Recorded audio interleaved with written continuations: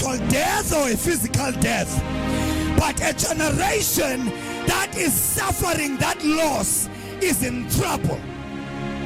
Hallelujah. Generation undergoa ukulahlekelwa ngabantu abanothixo isengxakini.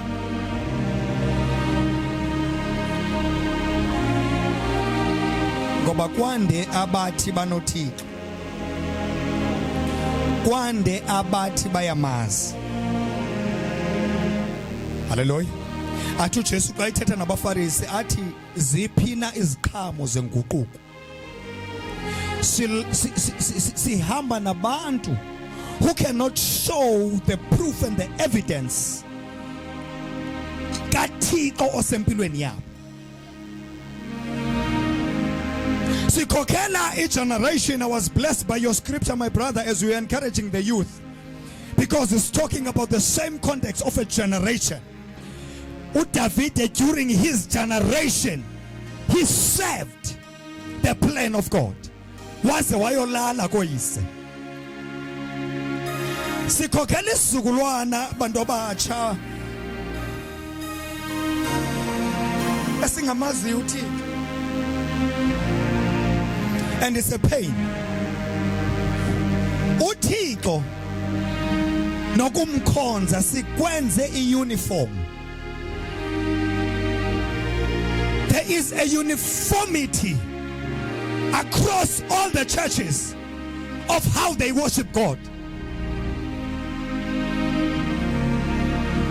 And one thing I know about my God, unique. And in his uniqueness, uyayithanda indoba anqulwe ngumuntu ngendlela azikhile kuye ngayo.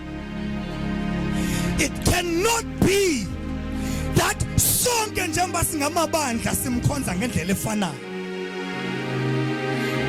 Kukhona ukulahlekwa ngumongo wokuba ungubani uThixo.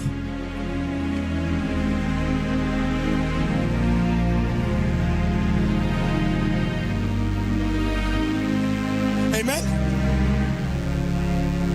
Sikhokhela isizukulwana esilahlekene noThixo nesi introduced to a wrong God. Hallelujah.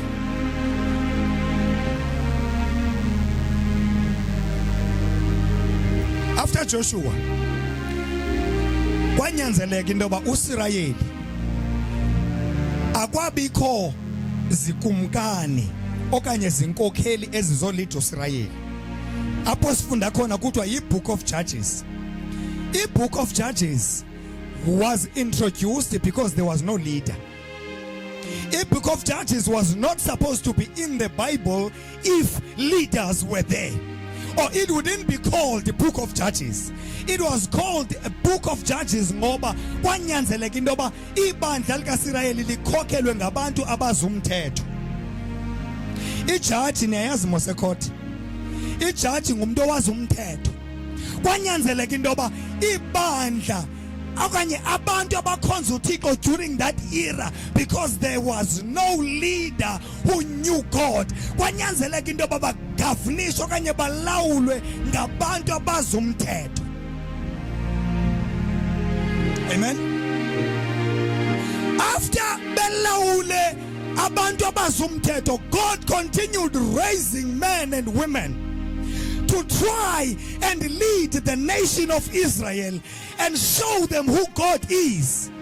It was difficult. Kwincwadi ya Judges alone, 102 times kuthiwa waphinda ke uSirayeli wona. Kwincwadi ya Judges alone, 102 times waphinda uSirayeli wenza